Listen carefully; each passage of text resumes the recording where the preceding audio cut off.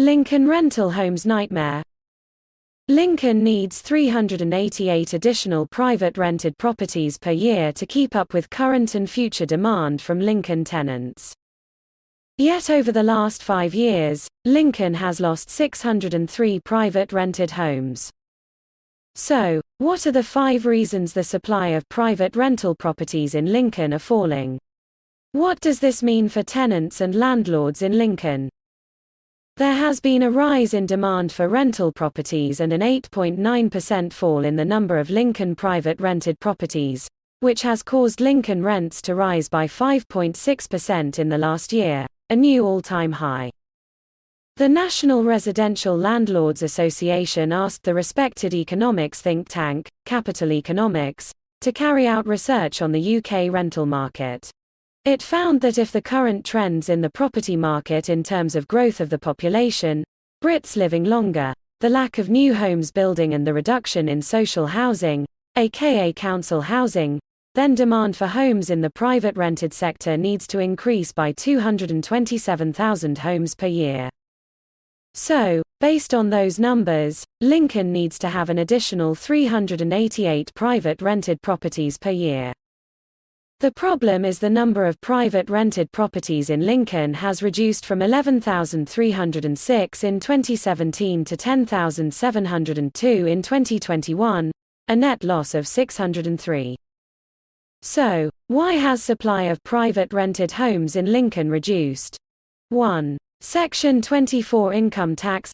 Section 24 was introduced in 2017 to level the playing field on the taxation of property between homeowners and landlords. Section 24 stops landlords from offsetting their buy-to-let mortgage costs against the profits from their rental property. Interestingly, no other kind of UK business is affected by the Section 24 taxation. In other words, whatever other form of business you might be in, be it butcher, baker or candlestick maker, every other business can offset their finance costs against their profits, except buy-to-let.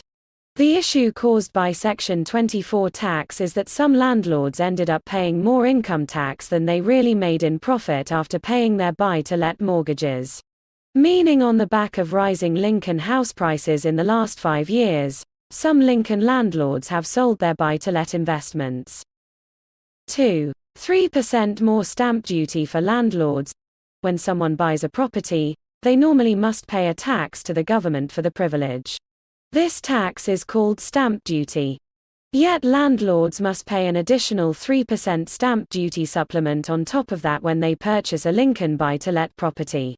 Evidence suggests some Lincoln landlords have decided to hold off or scale back buying additional buy-to-let properties for their portfolio because of the thousands of extra pounds that landlords have to pay to buy the rental property. 3. Holiday and Airbnb lets. Some Lincoln landlords are converting their long-term rental properties into short-term furnished holiday and Airbnb properties. Whilst the hassle, stress and service levels are much higher, these types of properties do tend to make more money and aren't as heavily taxed as normal lets. When properties convert to short-term lets, it removes another Lincoln property out of the general supply chain of long-term rental properties. 4. Greater legislation for rental properties. With more than 150 pieces of legalization, and new laws being added each year, the burden on landlords is huge. On the horizon is the Renters Reform Bill, which will remove the no-fault evictions. Also, all rental properties with an Energy Performance Certificate (EPC) rating of below A, C, will have to be improved, i.e. money spent on them, by the landlord. This could be more than £10,000 per property. Hence, why some Lincoln landlords have been selling their rental properties with low EPC ratings in the last 18 months.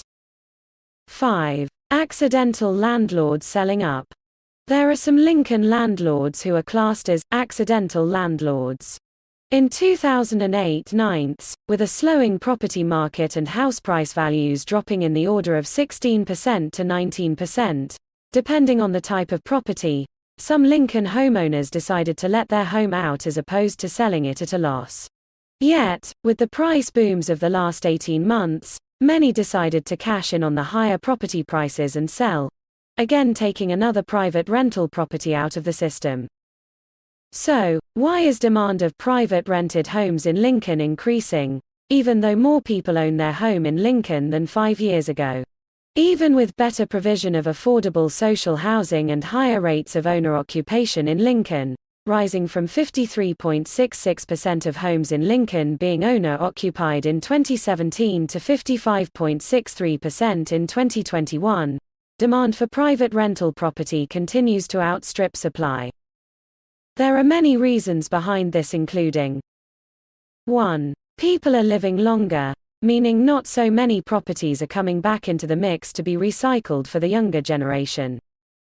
2. Net migration to the UK has continued at just over 250,000 people a year since 2017, meaning we need an additional 115,000 households to house them alone.